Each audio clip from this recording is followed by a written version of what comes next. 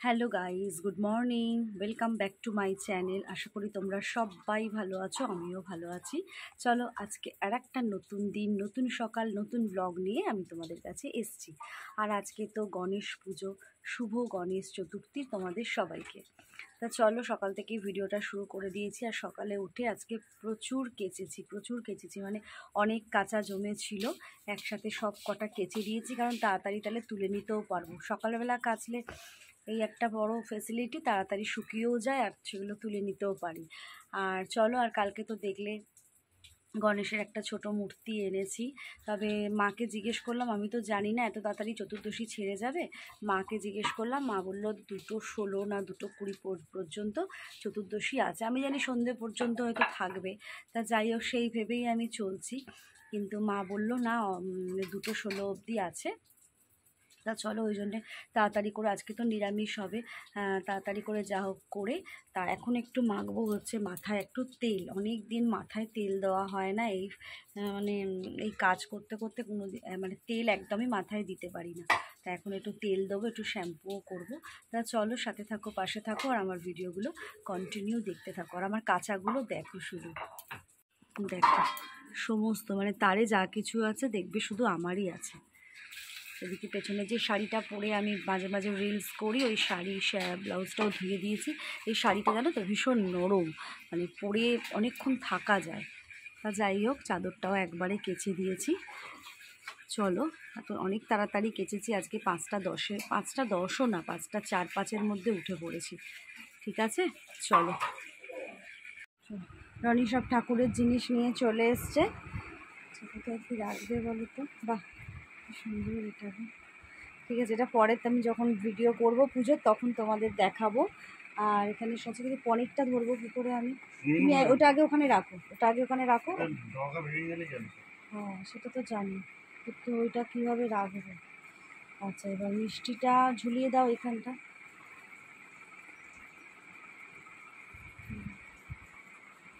একবারে ঠাকুরের এই জায়গাটা যদি পেতে নিতে পারতাম তাহলে অনেক কিছু ওর মধ্যে রাখতে পারতাম। এখানে এখানে এখানে এখানে রাখো, এখন নামিয়ে দিয়েছি অবশ্য, দেখো পড়ে যায়নি। অনেকটা এখানটা রাখো। আর এটাতে কি আছে গো?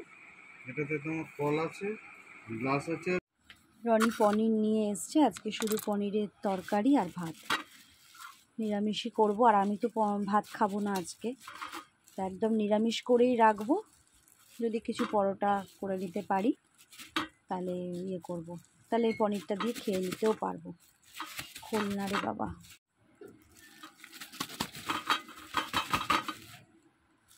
তো একবেলার মতন হয়ে যাবে, তারপর ওবেলা একটা কিছু করে নেবো।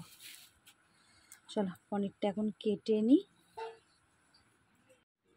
চলো এখন পনিরের তরকারি, ভাত তো হয়ে গেছে, এখানে ভাত ইন্ডাকশানে ভাত রেখে দিয়েছি। ভাত এখানে রেখে দিয়েছি। আমার তো বেশি রাখার খুব একটা জায়গা নেই যে আলাদা আলাদা করে সব রাখবো, এই মুছছি এই রাখছি, এই মুছছি এই রাখছি। ভাতকে একদম সেপারেট করে দিয়েছি, এখানে পনিরের তরকারিটা করব, করে এইখানেই রেখে দেবো, এখান থেকে আর সরাবো না, কারণ ঘরে পুজো করব, ঘরে জায়গা নিয়ে নিয়ে গেলে চলবে না। তা রনি আবার একটু বাজারে গেছে, আলু নেই, আলু আর আদা আনতে গেছে। আর আমি ঝটপট পনিরের তরকারিটা এখন করে ফেলি।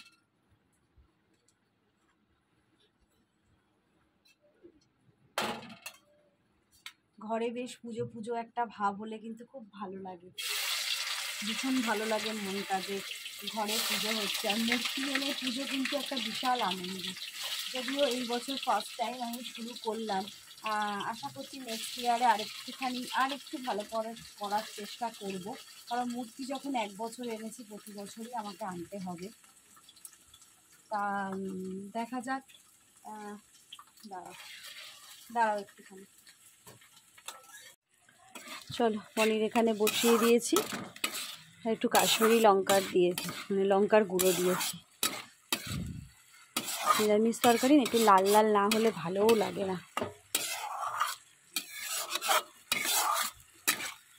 আর কিছু করব না, শুধু পনিরের তরকারি আর ভাত, সেই হয়ে যাবে। ছেলে উঠে পড়েছে, এখন দাঁত মাজবে, তারপরে পড়তে বসবে। আর ঘরটা মোটামুটি জ্বালাই, মোটামুটি এইগুলো একটু সরিয়ে খাটের নিচে করে দিয়েছি, খাটের নিচে করেছি। আর এই টুলটাতে ঠাকুর বসাবো, এইটাতে ঠাকুর বসাবো। রনি বিছানা টিছানা পরিষ্কার করে দিক, ছেলেকে খাওয়াবো, ছেলেকে একটু নিরামিষ ভাত খাইয়ে দেবো।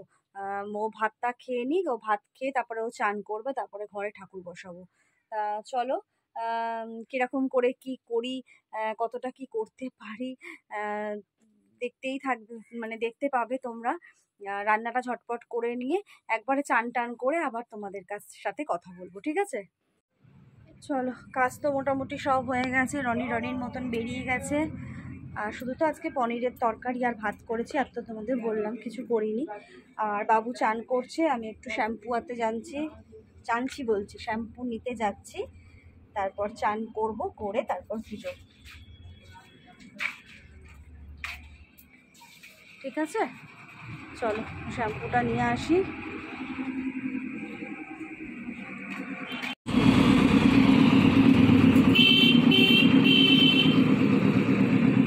আমায় দুটো ইন্দুলেখা শ্যাম্পু দিন তো, দুটো না তিনটে দিন, তিনটে। চলো, এই যে শ্যাম্পু নিয়ে নিয়েছি, এবার চান করব, তারপর পুজো করব। আর এখানে সেই ময়লা পরিষ্কার করার কাজ হচ্ছে, ড্রেনের চলছে কাজ। চলো, ছেলের আমার দুজনেরই চান হয়ে গেছে। হ্যাঁ, এবার কিছু বাসন আছে, ওকে বলছি একটু নামিয়ে দে, ওখানটা রাখ। দাঁড়া, আমি দেখিনি কি কি আছে। চলো, এখন একটু আলতা পরতে বসে গেছি। আর এই আলতাটা আমার মানে এতটাই ভালো, কিন্তু এর যে কেন এটা এরম হলো মুখটা আমি আজও বুঝতে পারলাম। বাবা এটা ধর, তুই পারবি না, তুই এটা হাত দিস না, মুখটা কি করে খুলবো বলতে, খুলেছি, খারাপ অবস্থা চলে যাবে। তুমি এরকম করলে দেখ পোশাকের সাথে সব আলতা লেগে যাবে।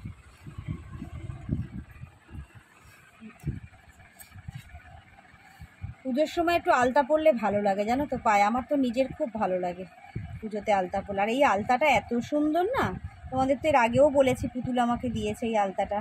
আর একটা ওকে যে বলবো যে আমাকে একটা এরকম আলতা দিও পুতুল, রে আমি সেটাই ভুলে যাচ্ছি।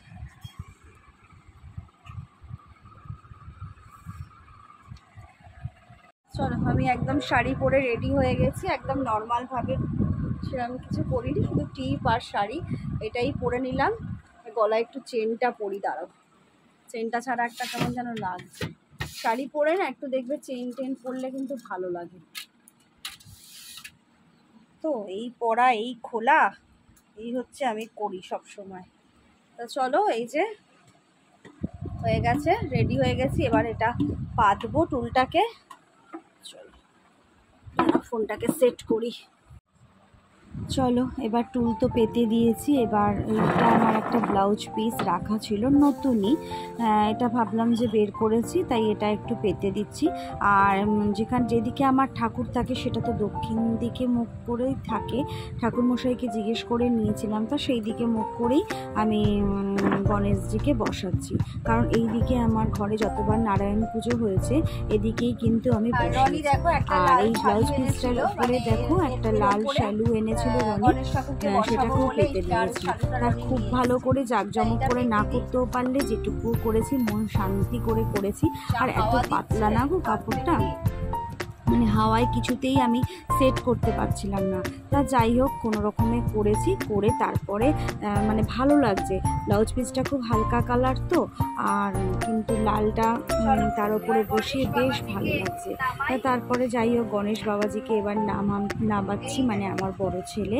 আর দেখো ছোটোখাটোর মধ্যে কিন্তু বেশ সুন্দর হয়েছে, একদম পুচকিও নয় আবার একদম বড়ও নয়, কিন্তু তাও কিন্তু বেশ ভালো লাগছে। তাই বাবুকে বললাম, দেখ বাবু কি সুন্দর দেখতে হয়েছে। তা বাবাকে তো বসিয়ে দিলাম। তা যদিও সেরকম কিছু এবারে করে দিতে পারিনি, কিন্তু ইচ্ছে আছে। গণেশ পুজো আমি অনেক দিন ধরেই জব করছি, যবে থেকে আমাকে এক কাকু বলেছিল, এক অ্যাস্ট্রোলজারকে আমি দেখিয়েছিলাম, ছেলেকে দেখে বলেছিল, মানে ছেলের ঠিকুজি দেখে বলেছিল যে ওর জন্য গণেশ পুজো করবো, গণেশ জন্য খুব শুভ। তো সেই দিন থেকে আমি একটু একটু করে প্রতি বছরেই যেটুকু সামর্থ্য হয় আমি করে দিই। আর এই মালাটা দেখো রনি এনেছে, এত ভালো লাগছে, মানে এত সুন্দর লাগছে। আর মধুমিতাদি বলেছে গণেশ ঠাকুরের নাকি লাল রং হলুদ রং খুব শুভ। তা যাই হোক, মধুমিতাদির কথাতেই আমি এগুলো সব করছি। কিন্তু গণেশ পুজো আমি অনেক দিন ধরেই একটু একটু করে করি, তবে এত নিয়মকানুন মেনে কোনো দিনই কিছু করিনি গো। এইবারটা ভীষণ ভালো লাগছে, যেহেতু মূর্তি আনতে পেরেছি। ওই বছরও ইচ্ছে আছে যদি সব কিছু ঠিকঠাক থাকে, তাহলে বাবাকে ভাবছিলাম একটুখানি ভোগও দেবো নিজের হাতে বানিয়ে। সে যা যেরম পারি, অল্প অল্প সামর্থ্য হলে অল্প অল্প করেই দেবো, ওটা নিয়ে কোনো ব্যাপার না। একটু করি আর বেশি করি, আর মোট কথা বাবাকে ইচ্ছে আছে একটু আমি ভোগ বানিয়ে দেবো, এটা আমার একটা শখ। তা চলো এবার একটু একটু করে গণেশ ঠাকুরকে সাজিয়ে নিচ্ছি। আর রনিকে গাঁদা ফুল আনতে বলেছি বলে রনি মনের মতন করে লাল আর হলুদ গাঁদা ফুল এনেছে। দেখেছো শালুটা কেমন উঠছে, মানে এত অসুবিধা হচ্ছে। তাই এরকম করেই সাজাই। তা ভেবেছিলাম জানো তো পেছনে একটা কাপড় দেবো, কিন্তু কাপড় দিলে আমার যে ঠাকুরগুলো বাকি ঠাকুরগুলো যে ওপরে আছে শোকেসের ওইখানে, ওই ঠাকুরগুলো পুরো ঢেকে যাবে। তা ওই জন্য পেছনে আর কোনো ঠাকুর দিলাম না, সেরকম কিছু করতে পারলাম না। দেখা যাক নেক্সট ইয়ার যদি একটা আলাদা করে প্রিপারেশান নেব। আর টুনি লাইট ছিল, টুনি লাইটগুলোও সব কেটে গেছে। তা কি করব বলো, তা যা আছে সেরকমই করলাম। আর এখন ফলগুলো কাটতেও বসে গেলাম। তা রনি 3 রকমের ফল এনেছিল, শসা, আপেল আর হচ্ছে বেদানা। তা ওই ফলগুলো আস্তে আস্তে করে কেটে নিলাম। আর এই বটিটা জানো, মায়ের বটি, মানে বিশাল ধার, আমি এই বটিটাকে নিতেই ভয় পাই। আমার একদম এই বটিটা ভালো লাগে না, বটিটা যতবার নিয়েছি ততবার কিছু না কিছু হাতে আমার হয়েছে। তা যাই হোক, খুব ভক্তি করে ভয় শ্রদ্ধা করে সমস্ত ফলগুলো কেটে নিলাম। আর এত ভালো লাগলো, সাজিয়ে দিয়েছি। আরও 2টো থালা ছিল আমার, ভেবেছিলাম যে মানে হয়তো এতে ধরবে না, ধরেছে, কিন্তু মিষ্টির প্যাকেটটা আলাদা করেই আমাকে দিতে হবে, কারণ এই থালাতে আমার আর কিছুই ধরলো না। তা চলো সাথে থাকো, পাশে থাকো। এই গণেশ পুজোর সবার যেন ভালোভাবে কাটুক এই কামনাই করি। আর রনি এই লাড্ডুটা এনেছে, দেখো কি সুন্দর একটা ঝুড়ির মধ্যে লাড্ডুটা বসানো, অসাধারণ লাগছে বলো লাড্ডুটা, কি ভালো লাগছে। মনে হচ্ছে না লাড্ডুটা আর গণেশ বাবাজি খাল, আমরা আর ভেঙে ভেঙে খাই। তা যাই হোক, খুব ভালো লাগছে দেখতে। তা চলো, কেমন লাগছে আমার গণেশ ঠাকুরকে, গণেশ বাবাজিকে, একটু তোমরা সবাই কমেন্ট করে বলো। মধুমিতাদি বলেছিল যে 11টা বা 21টা দুব্ব নিয়ে লাল সুতো দিয়ে বেঁধে বাবার পায়ের সামনে দিও। আরও কিছু নিয়ম আমাকে দিদি বলেও দিয়েছিল। তা সেই জন্যই আমি 11টার মাকেও বলেছি দুব্ব দিতে, আবার রনিও ঠাকুরের ফুলের সাথে দুব্ব নিয়ে এসেছে, জানো তো। তা ওই জন্য 11টা দুব্বই ওই দুব্বগুলোই আমি এখন আস্তে আস্তে বেছে লাল সুতো দিয়ে বাঁধবো। আর আমার গলাটা, আমি তো যেহেতু ভয়েস ওভার দিয়েছি, তা গলাটা কেমন ধরা ধরা লাগছে কিনা জানি না। গলায় আমার প্রচণ্ড ব্যথা, প্রচণ্ড ঠান্ডা জল খাই তো, তা গলাটা সকালের দিকে একদমই বসে যায়। তা ওই জন্য জানি না কেমন লাগছে, যাই লাগছে তোমরা একটু ভালো করে দেখো, খুব ভালো লাগবে। তা ওই জন্য দেখো 11টা করে দুব্ব আমি বেছে নিয়েছি। সত্যি কথা বলতে এইসব আমি কোনো দিনও করিনি। পুজোর জিনিসপত্র বাড়িতে যতবার পুজো হয়েছে সব আমার মা করেছে, আমার মা একাই 100। আমার ঘরেও যতবার নারায়ণ পুজো হয়েছে মাও কেটে কুটে সব দিয়েছে, আমি টুকটাক হয়তো একটু হাত নেড়েছি, কিন্তু এই প্রথমভাবে এইভাবেই করছি। ইচ্ছে আছে ভবিষ্যতে যদি কোনো দিন বাবা দিন দেয় ঠাকুর মশাই দিয়ে যজ্ঞ করে গণেশ পুজো করার, জানি না সেদিন যদি আমার আসে নিশ্চয়ই তোমরা দেখতে পাবে। তা এখন ইচ্ছে আছে মোটামুটি কটা বছর আমি নিজেই পুজো করব। তা চলো, খুবই ভালো লাগছে, মানে কিছুটা নিয়ম শুনে কিছুটা নিয়ম পালন করতে পেরেছি। আর এই ছোট গণেশ ঠাকুরটা দেখো, এই গণেশ ঠাকুরকেই আমি আগে এনাকেই পুজো করতাম। তা যাই হোক, এখন যখন আনা হয়েছে তাই এনাকেও বসাই, দুজনেই থাক।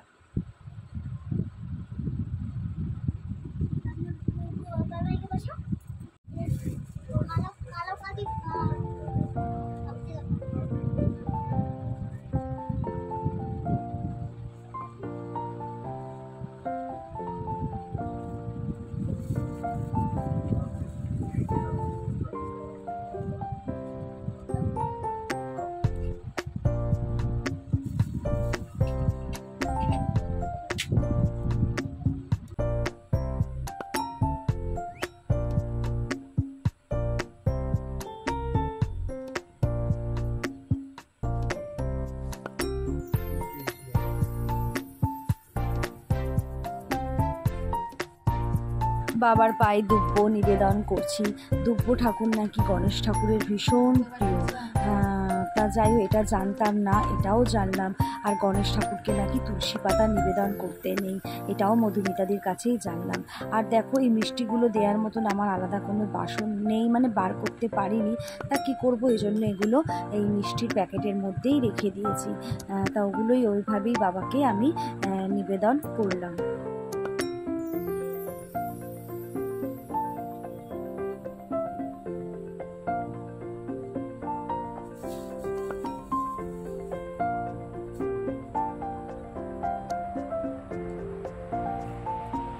একটু পঞ্চশস্য বাবার পায়ে ছড়িয়ে দিলাম।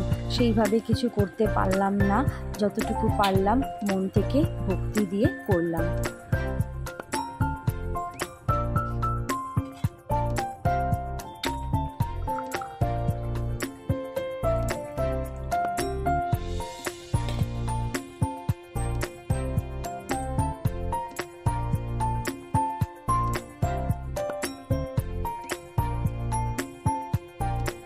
এখন ছেলেকে নিয়ে পুজোয় বসলাম, বললাম, ও পড়ছিল, ওকে বললাম, বাবু আয়, তোর জন্যই তো আমার এই পুজো করা, তা আয় একটু তুইও আমার সাথে বাবাকে কিছু বল।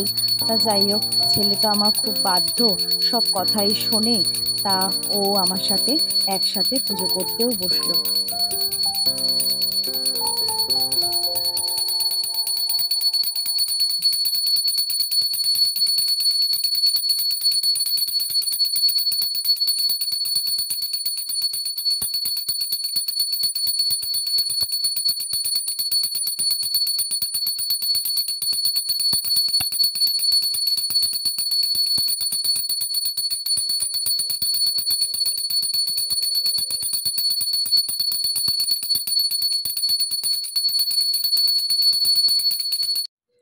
বলুন মশাই করে পুষ্পাঞ্জলি দেয়।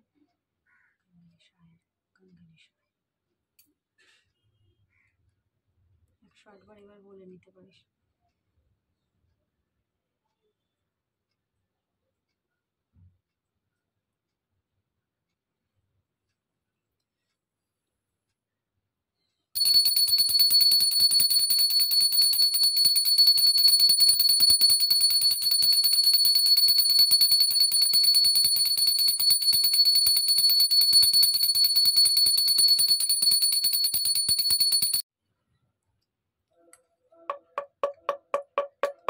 ভালো হয়ে গেছে।